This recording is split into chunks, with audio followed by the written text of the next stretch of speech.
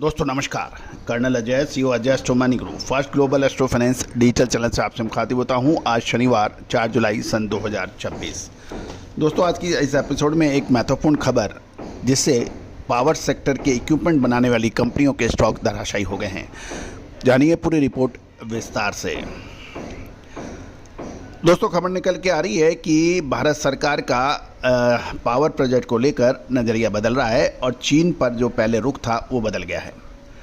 भारत सरकार ने देश में मैन्युफैक्चरिंग यूनिट रखने वाली वो 4 चीनी यानी चाइनीज बिजली उपकरण यानी इलेक्ट्रिक इक्विपमेंट बनाने वाली कंपनियों को सरकारी बिजली परियोजनाओं के टेंडर में पार्टिसिपेट की अनुमति दी है।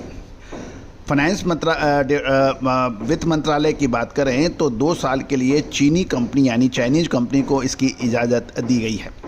एक आदेश के अनुसार TBE energy, Nanjing electric, new शुद्धता ऐसी जो हर घर की पसंद बने।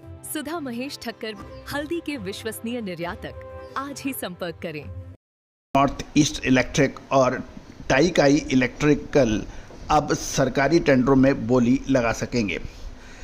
इन चाइनीज कंपनियों को भारत में मैन्युफैक्चरिंग यूनिट, ये सभी कंपनियों की भारत में मैन्युफैक्चरिंग यूनिट है। भारत और चीन के बीच 2020 में सीमा पर हुए सैन्य तनाव के बाद भारत सरकार ने चाइनीज कंपनियों के लिए सरकारी टेंडर में हिस्सा लेने के नियम कड़े कर दिए थे। सरकार इस समय देश की बढ़ती बिजली की मांग और नवीनीकरण ऊर्जा परियोजनाओं को देखते हुए ट्रांसमिशन नेटवर्क का तेज़ी से विस्तार कर रही है और इसको ध्यान में रखते हुए इन चाइनीज कंपनियों को इजाज़त दी गई है। लेकिन इससे इंडियन पावर इक्विपमेंट स्टॉक्स में भारी गिरावट देखने को मिली है।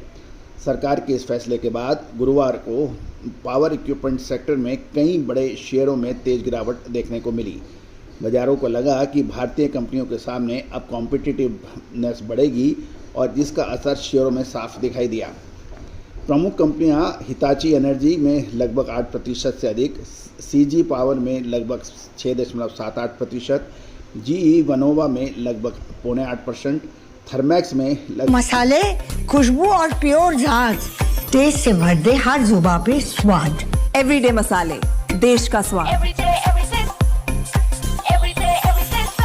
6.5%, भेल के अंदर 4.5%, जी पावर लगभग 5% और TD पावर के अंदर 7% से अधिक की गिरावट स्टॉक्स में देखी गई है।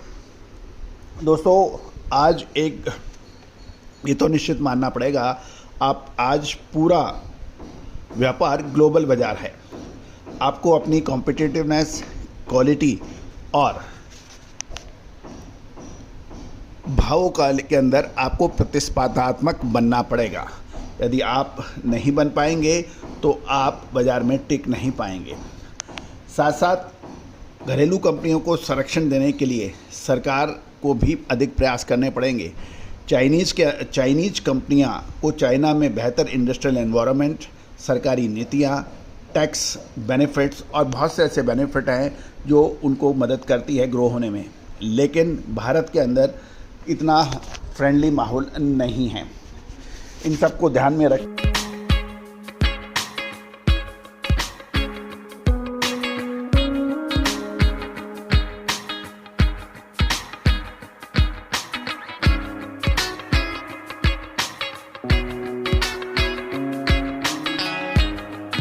वे भारतीय कंपनियों को कुछ अतिरिक्त रियायत देनी चाहिए, तभी वो ग्रो कर पाएंगे। या फिर जब आप कंपटीशन चाइना से कर रहे हैं तो चाइना जैसा माहौल, इंडस्ट्रियल एनवायरनमेंट भी आपको बनाना पड़ेगा, अन्यथा हमारी कंपनियां लगातार पिछड़ जाएंगी। दोस्तों आपका क्या कहना है कि हमें चाइनीज़ कंपनियों से मुकाबला करने के लिए क्या चाइनीज़ बिजनेस एनवायरनमेंट की भी मांग करनी चाहिए या नहीं? अपना कमेंट बॉक्स के अंदर ज़रूर लिखिए। All the very best, good luck, happy trading.